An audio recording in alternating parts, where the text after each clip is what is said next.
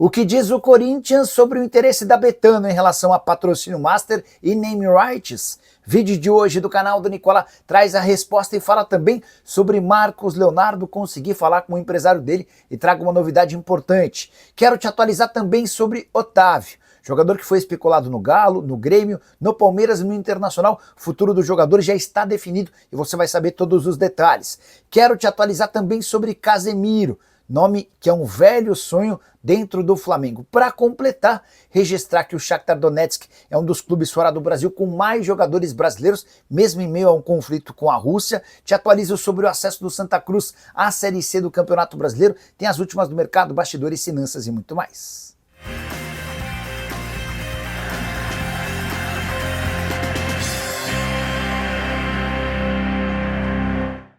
Fala aí pessoal, sou Jorge Nicola, bem-vindos a mais um vídeo do canal, sempre bom ter vocês por aqui, sem perder tempo, pedir para deixar like, se inscrever no canal e ativar as notificações. Bora direto pro giro de notícias. Quero registrar que André Onana, goleiro muito contestado no Manchester United, está deixando o clube inglês. Ele acertou na manhã dessa segunda-feira um empréstimo para o Trabzonspor da Turquia, empréstimo gratuito, com o time turco assumindo a maior parte dos salários. Não há opção de compra nesse acordo.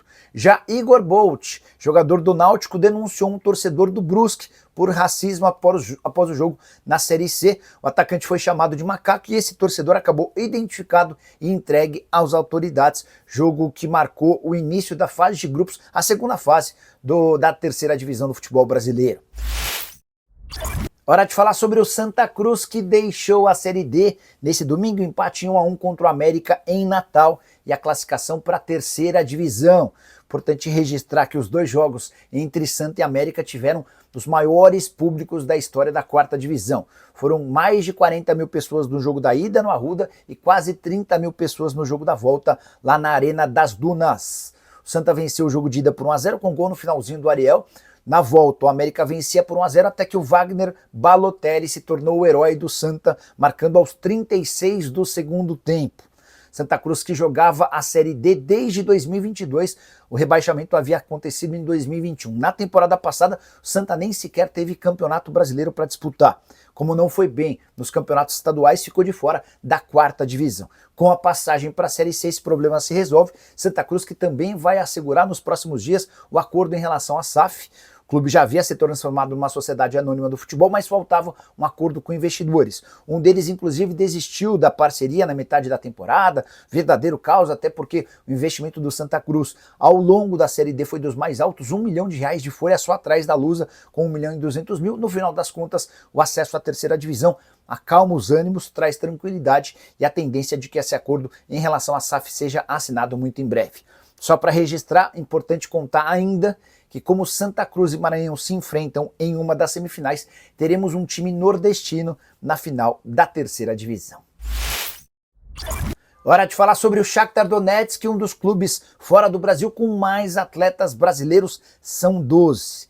Tudo isso em meio a um conflito de Ucrânia e Rússia que já dura 3 anos. Esse domingo teve um dos bombardeios mais fortes, bombardeio na cidade de Kiev. Pois bem, para driblar todo esse conflito, o Shakhtar precisou deixar Donetsk e atravessou todo o país, cerca de 1.200 quilômetros, para jogar em Lviv, cidade ucraniana quase na fronteira com a Polônia, só 70 quilômetros de distância em relação à Polônia. Essa cidade não é atacada há cerca de um ano. E é na base dessa, entre aspas, tranquilidade que os 12 brasileiros atuam por lá. Eles representam 1/3 do elenco do Shakhtar Donetsk e dominam as ações ofensivas do Shakhtar. Nessa temporada o time tem 21 gols marcados, 19 foram de jogadores brasileiros. Bora chamar atenção para os 12 brasileiros que compõem essa legião por lá. Marlon, zagueiro. Cauã Elias, atacante. Isaac, meia atacante. Marlon Gomes, meia atacante. Eginaldo e Alisson, atacantes. Pedrinho, meia atacante. Vinícius Tobias, lateral. Lucas Ferreira, meia atacante. Pedro Henrique, recentemente contratado. Tem o Neverton e Luca Meireles. Neverton, atacante, e Luca Meireles, meia atacante.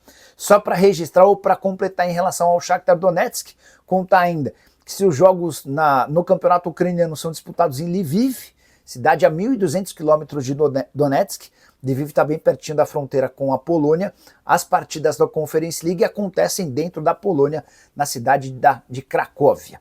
O que você pensa sobre o Shakhtar Donetsk e essa legião de brasileiros? Com a invasão de estrangeiros no futebol nacional, daqui a pouco vai ter time no Brasil com menos brasileiros do que o Shakhtar Donetsk. Bora falar agora sobre o Otávio, que chegou a ser especulado em 4 clubes brasileiros: Grêmio, Internacional, Palmeiras e Atlético Mineiro. O futuro do Otávio foi definido nessa segunda-feira. O meio-atacante brasileiro que se naturalizou português para jogar na seleção de Cristiano Ronaldo é novo reforço do Al-Qadisiyah, também da Arábia Saudita. Você sabe, ele pertence ao Al-Nassr, estava fora dos planos do clube saudita, apesar de um salário astronômico 20 milhões de euros por ano ou 127 milhões de reais. Otávio ganha cerca de 10 milhões e 600 mil por mês. Houve consultas de clubes brasileiros. O Internacional e o Grêmio tentaram entender as condições. Em relação a Grêmio e Palmeiras, posso assegurar para vocês que não houve nem sequer contato. Essa informação me foi passada por uma pessoa da família do Otávio na manhã dessa segunda-feira.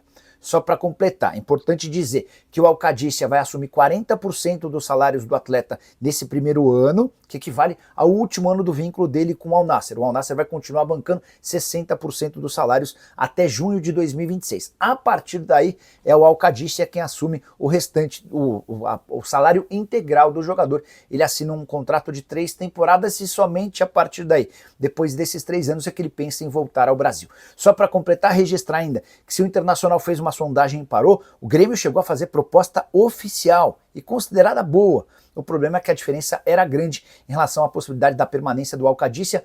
Havia uma vontade enorme dos sheiks, dos responsáveis pela Liga Saudita, na permanência do Otávio por lá. Até por isso o acordo com o Grêmio não avançou. Queria registrar para vocês que a proposta tricolor feita ao Otávio era de 16 milhões de euros ao longo de 3 temporadas. Beleza? Bora falar agora sobre Casemiro. Cheguei a contar para vocês durante o final de semana sobre a chance de o Casemiro, ao fim do seu contrato com o Manchester United, voltar ao Brasil. Ele tem vínculo com o gigante inglês até junho do ano que vem. E a partir daí, dá para cravar que ele não fica no United e as possibilidades mais reais seriam de jogar na Arábia Saudita, onde ele é especulado há bastante tempo, ou voltar ao Brasil. Casemiro, que já tem 33 anos de idade, faz 34 no início da próxima temporada. Pois bem, quero assegurar para vocês que o Casemiro tem seu nome pensado, discutido e analisado no Flamengo há pelo menos alguns meses. Desde que o José Botto se tornou o diretor executivo de futebol do Fla, em janeiro, o nome do Casemiro é tema. Não dá para dizer que há um consenso, mas o Felipe Luiz gosta bastante do Casemiro. Eles formaram dupla, jogaram juntos na seleção brasileira. Danilo e Alexandre, outros líderes do elenco, também gostam demais do Casemiro e entendem que ele seria um enorme acréscimo. José Botto não se opõe, mas entende que trata-se de um negócio muito difícil. Até porque o Casemiro hoje, na Premier League, tem um dos maiores salários. Ele fatura no Manchester United 11 milhões de reais por mês. Só para você entender, na temporada passada ele tinha o 3º maior salário da Premier League, só ficando atrás de Kevin De Bruyne, que foi jogar no Napoli, e de Haaland, que é jogador do Manchester City. Só para completar, se o Casemiro optar por voltar ao Brasil, ele sabe que vai precisar se adequar a uma realidade financeira completamente diferente. E é aí que o Flamengo, com um dos maiores projetos e capacidade de investimento do país, passa a ser uma opção absolutamente real, mas esse é um assunto que vai ficar para 2026. Só mais uma. Antes de fechar com o Jorginho, houve até um debate um pouco mais quente no Flamengo a respeito do nome do Casemiro. Como o Jorginho acabou se acertando com o Fla, a discussão em relação a Casemiro foi adiada para 2026.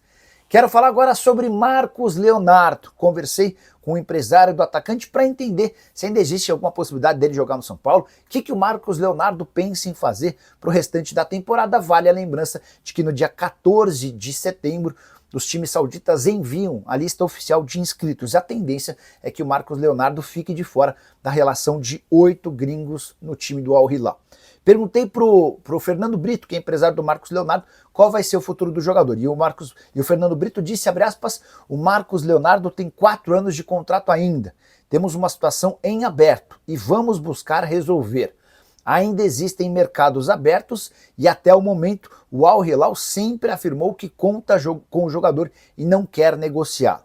Só para explicar, o Al Hilal não vai inscrever o Marcos Leonardo no Campeonato Saudita, mas pretende utilizá-lo na Liga dos Campeões da Ásia. algo que não seria tão interessante por Marcos Leonardo, porque você perde muita visibilidade e joga poucas partidas. As janelas que ainda estão abertas. A Arábia Saudita permite inscrições até a quarta-feira. Turquia e Rússia permitem inscrições até quinta e o prazo de inscrições para Grécia e México se encerra na sexta-feira. O empresário do Marcos Leonardo ainda me disse, abre aspas, existia um interesse em finalizar o ano no Brasil, se referindo ao São Paulo. E ele completa, por diversos fatores, mas agora vamos avaliar as possibilidades em cima da mesa e conversar com o Al Hilal. Fiz questão de perguntar ao representante do atleta se existe a possibilidade de o Marcos Leonardo ir à justiça. A verdade é que o Fernando Brito não quis entrar nesse assunto, até para não criar mais celeuma com o time saudita. O Marcos Leonardo pode se fazer valer de uma jurisprudência, de casos que já aconteceram em outros momentos. Caso ele não seja inscrito, ele pode recorrer à Liga e à FIFA para pedir a rescisão do seu contrato. O fato de ter 4 anos de contrato por lá é mais um fator que torna a situação bastante delicada. Aguardemos cenas dos próximos capítulos, prometo ficar de olho para te atualizar sobre qualquer assunto relacionado ao atacante, que queria muito jogar no São Paulo, mas não foi liberado pelo clube saudita. Quero fechar esse vídeo para falar sobre o Corinthians.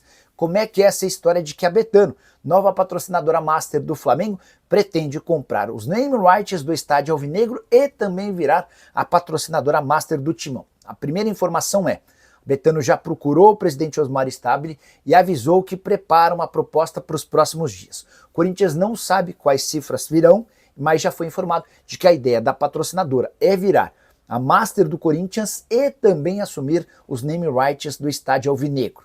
E o pacote nem é dos mais caros. Hoje, a camisa do Corinthians no peito vale 103 milhões de reais, os name rights valem 15 milhões de reais por ano. A gente está falando de 118 milhões de reais. Vale a lembrança de que a Betano acaba de se acertar com o Flamengo para bancar 268 milhões de reais. A gente está falando de uma diferença de 150 milhões em relação ao que o Flamengo fatura apenas com patrocínio na camisa para o que o Corinthians tem hoje, com o patrocínio master e name rights. Mas, porém, contudo e todavia, é importante registrar que para virar patrocinadora master do Corinthians e também dona dos name rights, a Betano precisará de muito dinheiro com pagamento de multas. A multa para rescisão do contrato com a Hypera Pharma, dona da Neoquímica, em relação aos name rights é de 70 milhões de reais. Não há um valor divulgado em relação à multa da Esportes da Sorte, patrocinadora master do Corinthians, mas em outros momentos, enquanto a Esportes da Sorte não tinha autorização do governo federal para atuar no Brasil, houve dirigente alvinegro afirmando que a multa giraria na casa dos 100 milhões de reais. Portanto, aguardemos cenas dos próximos capítulos. Vamos entender que proposta vem da Betano, quanto ela está disposta a gastar além dessas multas para assumir os 2 contratos. Vale contar também que pro Corinthians só vai ser interessante se associar a uma bet em relação aos name rights se ela também adquirir o patrocínio na camisa. Não dá para aceitar, ninguém vai concordar, que uma bet seja dona dos name rights e outra bet seja dona do patrocínio master. E se o Corinthians fechar com uma bet nos name rights, essa bet precisa estar na camisa, porque o Timão não terá a capacidade financeira de encontrar no mercado uma outra empresa de um segmento diferente, que de casa de apostas esportivas, para o peito, pagando mais do que os 103 milhões de reais atuais da Esportes da Sorte. Teremos novidades ao longo da semana e certamente eu volto para te atualizar, beleza? Só não me esquece de deixar like, de se inscrever no canal. Vou deixar um link também na descrição desse vídeo e no comentário para você fazer parte do meu grupo do Telegram. As 5 apostas que eu sugeri no meu grupo durante o final de semana, todas bateram 100% de aproveitamento. Não vai perder a chance, absolutamente de graça. Você clica, vai ser direcionado para o meu Telegram. A partir dali você se inscreve e passa a receber as sugestões para fazer sua fezinha com muito mais chance de acerto. Beleza? Abraço, grande semana, tchau!